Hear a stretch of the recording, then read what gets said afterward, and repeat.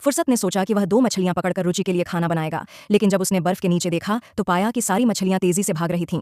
ऐसा लग रहा था जैसे कोई बड़ा शिकारी उनके पीछे हो। अगले ही पल उसने पानी में एक विशालकाय जीव की झलक देखी। इस जीव ने इतनी ताकत से बर्फ को तोड़ा कि वह जगह जगह टूटने लगी। फुर्सत का पैर फिसला और वह ठंडे पानी में गिर गया। पानी का तापमान -30 डिग्री था। बर्फ का ठंडा पानी उसके शरीर को सुन्न करने लगा। वह बाहर निकलने की पूरी कोशिश कर रहा था, लेकिन बर्फ इतनी तेजी से जम गई कि वह हर बार असफल हो रहा था। धीरे धीरे उसकी ताकत खत्म होने लगी और वह पानी के नीचे डूबने लगा। डूबते वक्त उसके मन में सिर्फ एक ही बात आई, रुचि उसका इंतजार कर रही है।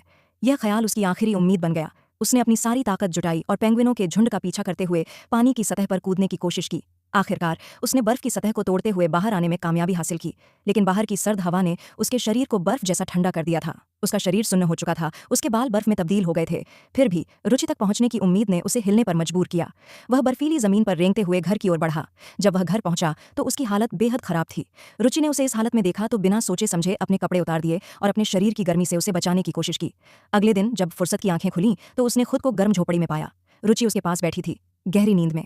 उसने उसे देखते हुए सोचा कि वह इस जगह से रुचि को सुरक्षित बाहर ले जाएगा।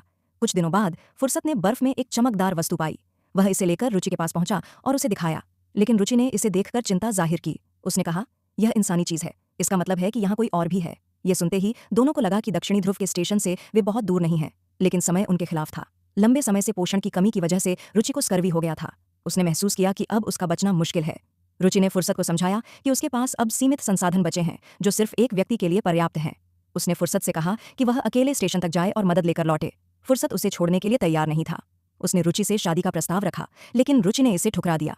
उसने कहा कि वास्तविकता में उनकी दुनिया अलग है और वे हमेशा साथ नहीं रह सकते।